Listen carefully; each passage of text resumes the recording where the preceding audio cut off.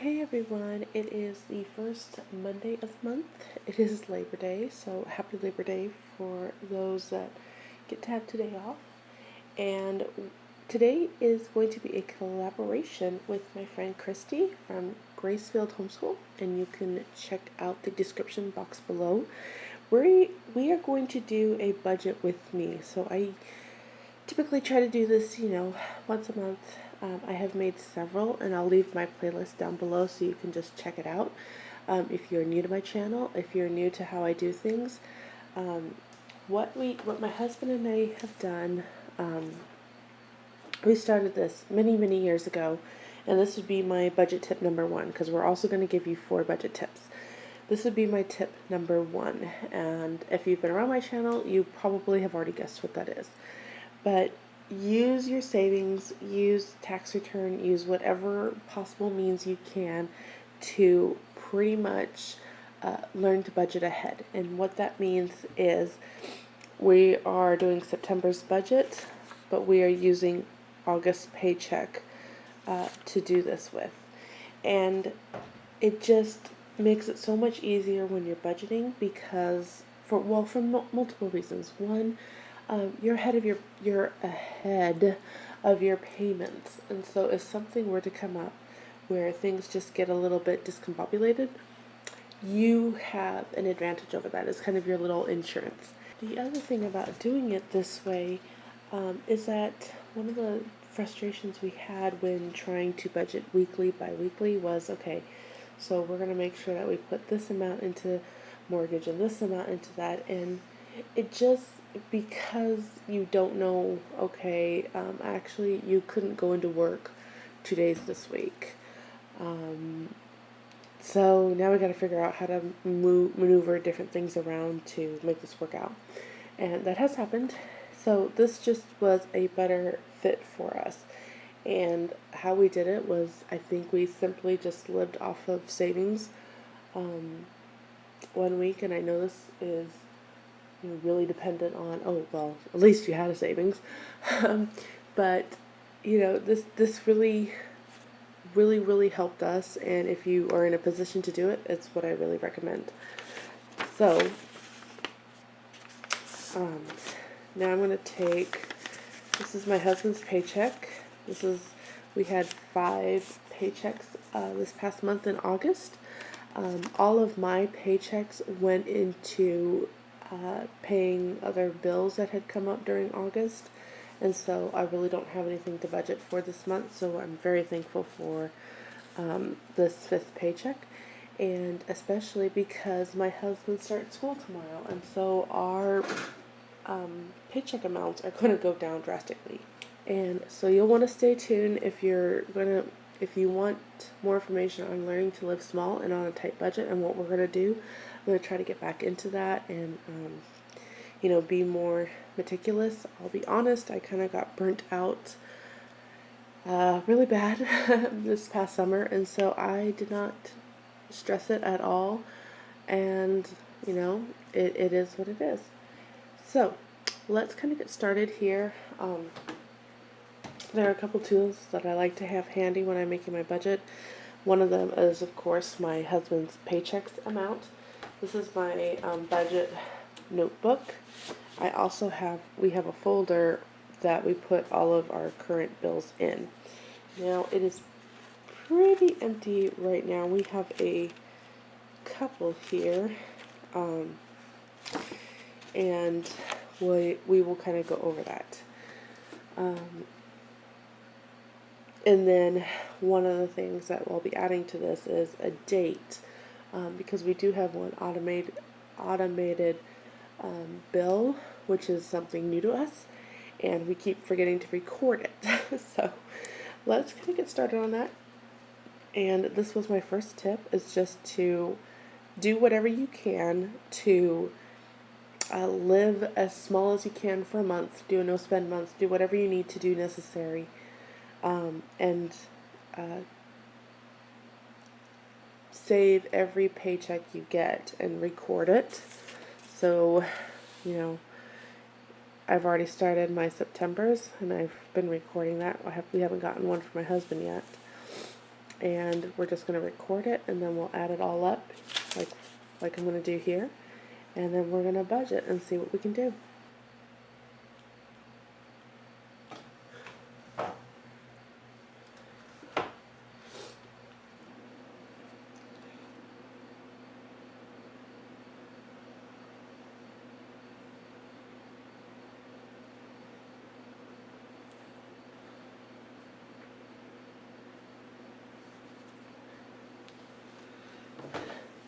I wanted to point something out here. So there's only 4 Sundays in September, but we do have 2 days. We'll go 2 days into October before my husband is paid every Monday for the previous week. So we will be in October 3rd before he gets his last September paycheck. And so that's going to mean 5 Sundays. And so I just want to make sure that we know that we're going to be pulling 5 Sundays worth of tithing from our paycheck to pay for this. Now, I have it divided into, $52 a week, but most likely it'll be 61 week to make up for all those $2 for 5 weeks. So that's how this is going to work out. Now, I will subtract that from our total here. And this is what I have to work with for the rest. Now the next thing when doing a budget is to, again, do all of the non-negotiable things. So for me, those are all of our bills. If there's no money in the budget for clothing, I'm not going to put any money in the clothing budget.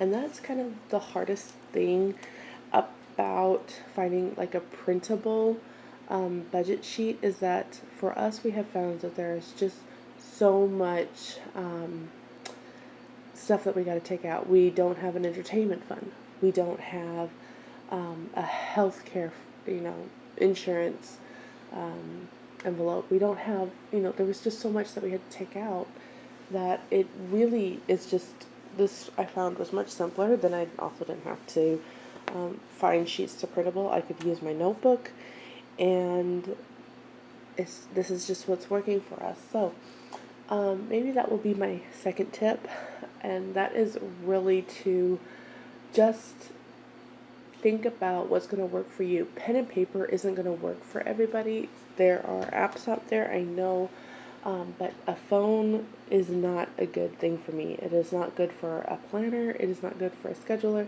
and it is definitely not good for anything financially related in keeping track.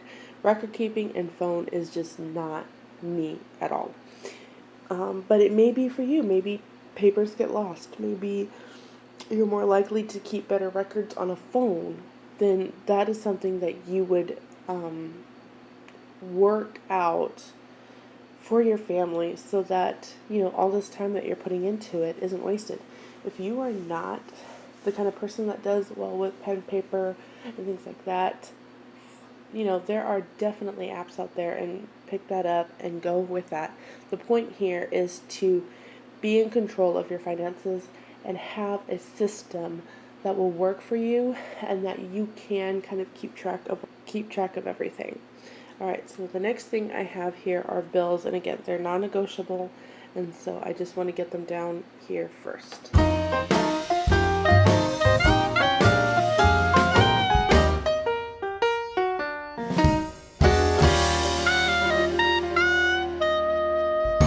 Okay, I think that's it, and so I'm just going to kind of fill all these in. Again, I don't have bills for some of these, so I can't really put them down. I don't have the gas bill or the internet bill for this month yet, so I won't be able to do that. And the internet, phones, insurance, all of this is always the same, and this is just a sinking fund. A sinking fund is basically you're going to take your total amount and then you divide up what that will look like per month. So let's say it's $1,200 a year for your property tax. Then I would take the $1,200 divided by 12 and save $100 a month into an envelope, into a sinking fund for that purpose. The next tip I have for you is if you want to put this in a planner, that works. I've seen people do that. My husband is the one that writes out our bills, and so for us, like I said, we have just this, manila envelope that, has bills due, and this just sits on his desk, and inside are, oops, okay, I'm like, wait a minute, did I put stuff in here I shouldn't have put in here? Okay, let's see. This sits on our desk, and then what we do is, first of all, we have them in there by due date. So on top of the envelopes, we have a due and the amount. And so, some of them need to be mailed. And so usually when he does this one, he will see that this is due and it needs to be mailed. So it'll take a little bit longer. We have property tax. And so, there's 2 payments that are made at different times. So again, we have marked off that we've done one, and then we have a second one here too. And so this just, he knows that when he goes to, add a bill or something, we add it to there, and then we can see what are due. Systems are really good. Like I said, whether you use a paper planner or a phone system of keeping everything in a place where you know where you can get it, these are the kinds of things that are going to work well for your finances, for your budgets.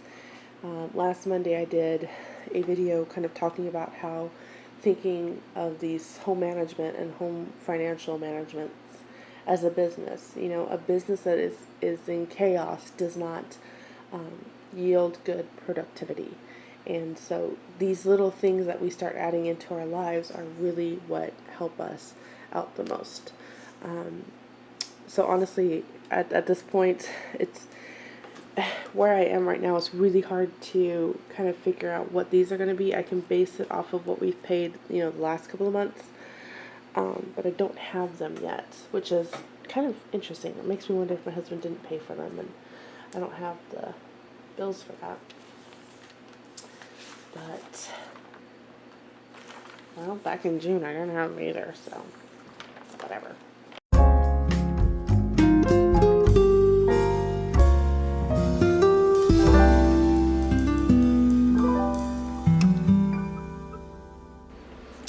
So with this, I'm just going to say we had over the amount saved from what I want, because another budgeting tip, look at how your home is registered with property taxes. So we learned that our home was registered as a secondary home, and so your property taxes are a lot higher than if it's registered as a homestead, which basically means you live there, it's not a rental property. Your property taxes are lower. It wasn't something that we would have thought to even look up if somebody hadn't said, make sure that this is registered as one. So, all these things that you just don't think about when you learn something, it's really good to kind of have that knowledge, because, man, ignorance does make you pay more. So, check with your home. Sometimes, things like that are not updated or recorded. This is new to us, and so yeah, just keep that in mind. And maybe there's other things that we don't even know about that we could be doing to really help the income. So at this point, what I would do is I would add all of our numbers up, and after that, then we can kind of work out things like, groceries and gasoline and all of that. Okay, so just adding all those up, we have that. Okay, so then I'm just going to kind of leave it at that. So, when I'm going to assume that it's going to be the same as it was, earlier. So we're looking at $90 and $70, which is about, $160. So I'm going to assume that. I don't think we've used up more or less. So yeah, I will assume that. Just gonna keep it in my mind. Now I need to subtract this number from this number. tell you how wonderful it is always to have that 5th paycheck, and when your husband's working full-time. All right, so as of right now, here is, our totals. I'm going to tell you right now that we completely went over our grocery budget last month. I have been using about $140 every week, and we had a $450 thing, and then last week it was like 300 something that didn't get filmed. The $450 got filmed, but the 300 just, it was a crazy day and babysitting and all that, so that didn't get filmed. But that's a significant amount of overage, plus the $140 that for the other 2 weeks. So I'm still gonna try to keep our groceries at the $140 weekly. So, and that just seems to be a good amount for us, which is gonna be about that. And then we have, and that works out for $20 for my husband and me every week. And then as of right now, we don't have anything else planned for this month. So I'm going to subtract that. And so that's really the best way to do it. I hope those tips really helped you. And don't forget that the main thing is just to get it written down, get it planned out, and then live by it. So this will work out amazingly if I stick to it. If I've just gone through all this work and don't stick by it, then it was all kind of for nothing. So I do have a, extra total, but remember, I still don't have electricity or gas budgeted. And honestly, this is just going to go into checking for when my husband goes back to seminary and our finances get dropped. And so it just kind of helps us get through the harder months. So I hope this was helpful. All things give thanks. So, it's a harvest season right now in terms of our finances, and I'm very thankful and whatnot, but in all things give thanks. So, these better months have now prepared us for the harder months going into, and even still we give thanks because God is good no matter what. And so if we're struggling and if we're, learning some hard lessons, He is still on the throne, He is still faithful, and He still is good, and every good and perfect gift is from above. So we're going to give thanks. And it's a hard lesson to learn because you're just like, I've got mouths to feed that are dependent on me and all this other stuff. God is good all the time.